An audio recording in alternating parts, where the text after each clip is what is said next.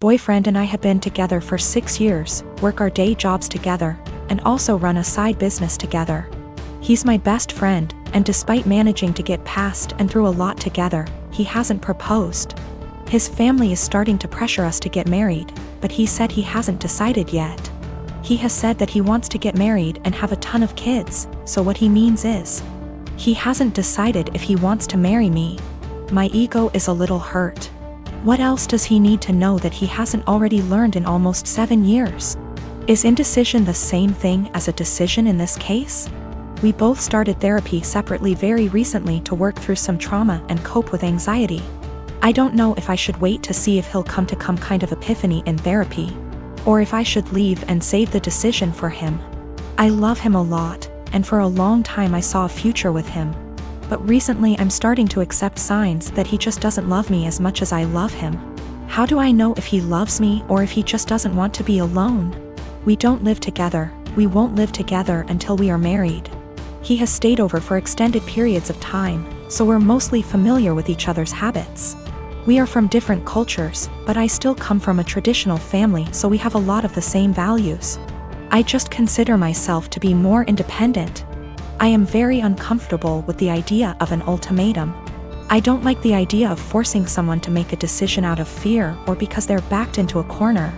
My communication skills are something that I'm pretty proud of, to be honest, but it's something that he struggles with. And that's one thing he wants to work on in therapy. I'm working on not projecting my fears of insecurity onto our relationship, even when he isn't communicating properly. He picked me up and I told him that after the conversation with his family, I've been feeling really insecure in our relationship. And if he's unsure if he wants to marry me, I need to know what he's unsure about. I said if we want to have kids, I really can't wait forever. He says that he is sure he wants to marry me, and he might have had a plan to propose. But when I came over, his family completely blindsided him, and now it's awkward, like they've spoiled it. I told him maybe he needs to think about if what we have is what he wants. I just feel it shouldn't be this complicated. Maybe I'm just jaded and bitter at this point and nothing will make me happy. I do believe him, he wouldn't drag me along just for the fun of it. I love him, and our lives are so wrapped up, it's very hard to leave, even if I wanted to. I just wish I could read his mind. I wanted to talk to my therapist before I made any decisions. We both had appointments the following day, and in my session she asked me if I thought I was ready for marriage. I said of course, I've known I wanted to marry him since I asked him to move out with me. 2 years into the relationship and he turned me down. She responded by rephrasing the question. She said she isn't asking if I want to marry him, but rather, is the way I currently feel about myself. The way I handle my problems and my anxiety, and the way my boyfriend and I communicate. Is the way I feel in my relationship the way I want the rest of my life with this man to be? No way came out of my mouth way before I even processed it. Stressed was in my brain in big, bold, yellow letters. Right now I need to continue to work on my issues in therapy and learn what the best version of myself is like before. I'm ready to commit to whatever future version of our lives together looks like. I've only been going for 2 months so far, and I've already seen a huge improvement in my ability to handle stress and my self-worth. I am a 32 years old female, and I was raised Mormon, but I'm not now, nor do I follow any other religion. My mom is still very much in the cult. As such, she has the typical Mormon mindset regarding gender roles and all that bullshit. Granted, I still think she'd be this way without her religion, though maybe not as bad. We get along splendidly, except when the topic of her religion comes up, which doesn't often. She's visiting right now. I don't see her in person much, but she came down for my birthday. It's also important to note that I have 2 sons. My 5-year-old has a mohawk.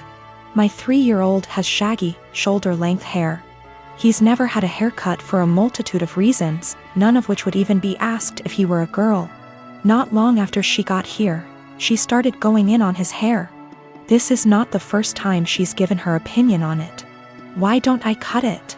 Don't I want to prevent him from being bullied? Or from people thinking he's a girl? Because he hasn't asked and I want it to be his choice. Because he acts like I'm murdering him when I brush his teeth and hair. Because he also flails around like he's having an exorcism, so imagine that with a pair of scissors. Because if someone sees long hair and assumes girl, that's on them, and a simple, he's a boy, corrects it. But mostly it's because I don't want to. She got pissed and said what she really thought, which was, well, I just don't like long hair on boys. Clearly. Yet she has no problem with my other son's mohawk. Guess that's boyish enough for her. And she said it in front of both my sons, which pissed me off. I said the first thing which came to my head, which was, if you have a problem with long hair on boys, I suggest you take it up with your Lord and Savior Jesus Christ. You can start by asking him to get a haircut. Call John the barber. Bruh. If looks could kill, I'd be in outer darkness right now. She steeped in her anger for a while but didn't say anything else. She hasn't changed her opinion, nor will she. But I don't think she wants to get roasted again either, so she won't bring it up anymore. I feel like we're both assholes. As much as I hate her religion, that was also a low blow, and I have a tendency to speak first, regret later. Though I don't necessarily regret my words, I do regret how they made her feel. She is my mom after all.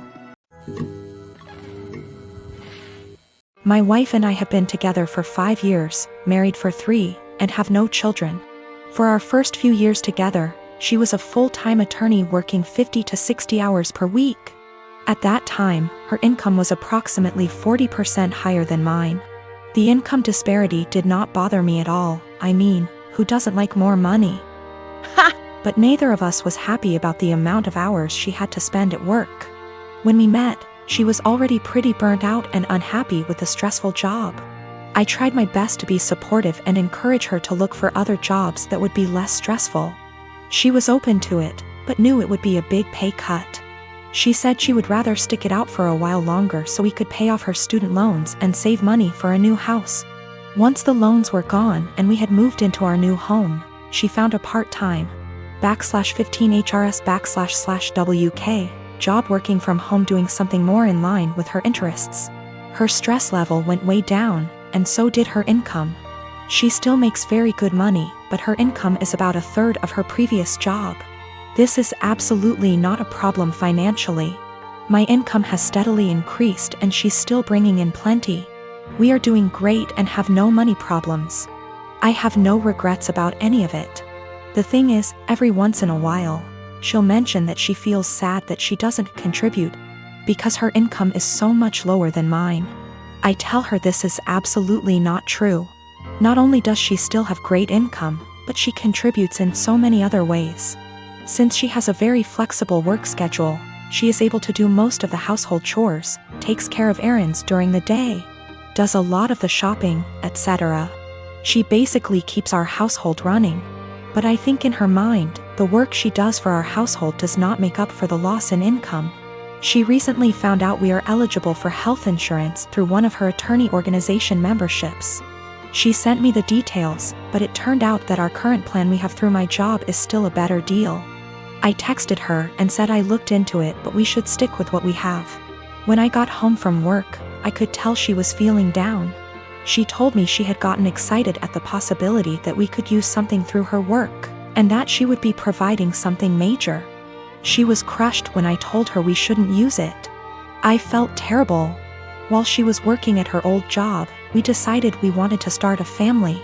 The ideal situation was for her to get a low-hour, flexible, work-from-home job so she could be a stay-at-home mom with a little bit of income on the side. This job popped up and it seemed almost perfect for us. Unfortunately, the baby has not come as quickly as we had hoped, which we knew was a possibility. So we are kind of in limbo where she doesn't want to quit her current job or start a new full-time job, because she could get pregnant at any time. My name is Mary, and I'm expecting my first baby with my husband. This is the first grandchild in the family, in-laws, and they said that if the baby's a boy then we'll give him my father-in-law's name. He's dead due to cancer. I had no problem with that. This happened before we found out the gender of the baby. My husband and his family had me do things like attend prayers and do other rituals before the reveal at the doctor's. I didn't like that but went with it to keep the peace. Our appointment came, and it turned out to be a girl. My husband cried in the car, then turned his phone off to hide from his family, then finally told them.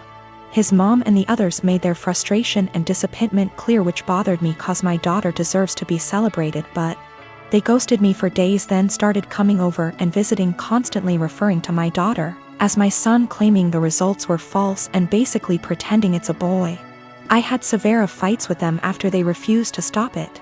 And my husband sided with them despite seeing how wrong and unreasonable what they were doing was. We didn't speak for a while. Sister-in-law called to apologize, then informed me she arranged for a baby shower for me. I was so excited and happy. But when I arrived I saw blue balloons, blue cake with father-in-law's name / decorations around. I was so confused I had to sit down. Sister-in-law explained they were still hoping the gender results are false and it's a boy. I looked at my husband and he agreed with her. I lost my temper and yelled at them all, calling them delusionals and telling them to stop treating my daughter like she's unwanted and act like she doesn't exist by throwing a party for their imaginary grandson. Mother-in-law broke down crying. I took my bag and walked out immediately. They started yelling and my husband followed me outside and started arguing about how I insulted his family and his dad's memory by acting like that. I told him to wake up and see the insanity in his family's behavior. He said they needed time to process the fact that it's a girl not a boy as they expected, and insisted I play along and they'll soon get over it. I said absolutely not and demanded he take me home. He said no, so I called an Uber and left. He was fuming. He called 15 times, then texted that he won't be coming home till I get my ass over and apologize for ruining everything and accusing them of being mentally unstable. I haven't responded yet. He's constantly pressuring me to get right with his family before we even talk about anything else.